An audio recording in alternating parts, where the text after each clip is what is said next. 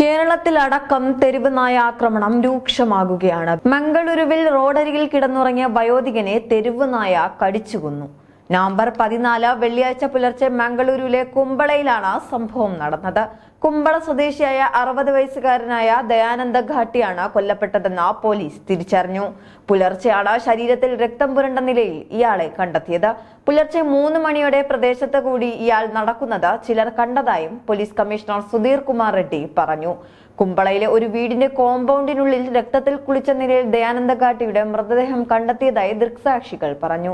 അദ്ദേഹത്തിന്റെ അറ്റുപോയ ഒരു കണ്ണ് സമീപത്ത് നിന്ന് കണ്ടെത്തിയിരുന്നു. മൃതദേഹത്തിൽ ഒന്നിലധികം പരിക്കുകൾ ഉണ്ടായിരുന്നു. മൃതദേഹത്തിന് സമീപം ഒരു നായയെ ആളുകൾ കണ്ടിരുന്നു. അത് അവരെ കണ്ട് ഓടി രക്ഷപ്പെടുകയായിരുന്നു. ശരീരത്തിലെ ചില പരിക്കുകൾ ഒരു മൃഗത്തിന്റെ ആക്രമണത്തിന്റെ സൂചനയാണെന്ന് പോലീസ് പറഞ്ഞു. സ്ഥലം സന്ദർശിച്ച ഫോറൻസിക് ഡോക്ടർ മരണം ഒരു മൃഗത്തിന്റെ ആക്രമണത്തിൽ നിന്നാണെന്ന് സ്ഥിരീകരിച്ചതായി പോലീസ് കമ്മീഷണർ പറഞ്ഞു. വായിൽ രക്തവുമായി ഒരു നായ സഞ്ചരിക്കുന്നത് ആളുകൾ കണ്ടിട്ടുണ്ടെന്ന് പറഞ്ഞ കമ്മീഷണർ പിന്നീട് ആ നായയെ പിടികൂടിയതായും ചൂണ്ടിക്കാട്ടി. അതിന്റെ ശരീരമാകെ രക്തക്കറകൾ ഉണ്ടായിരുന്നു. അസ്വാഭാവിക മരണത്തിന് ഉള്ളാൾ പോലീസ് കേസെടുത്ത് അന്വേഷണം ആരംഭിച്ചിട്ടുണ്ട്.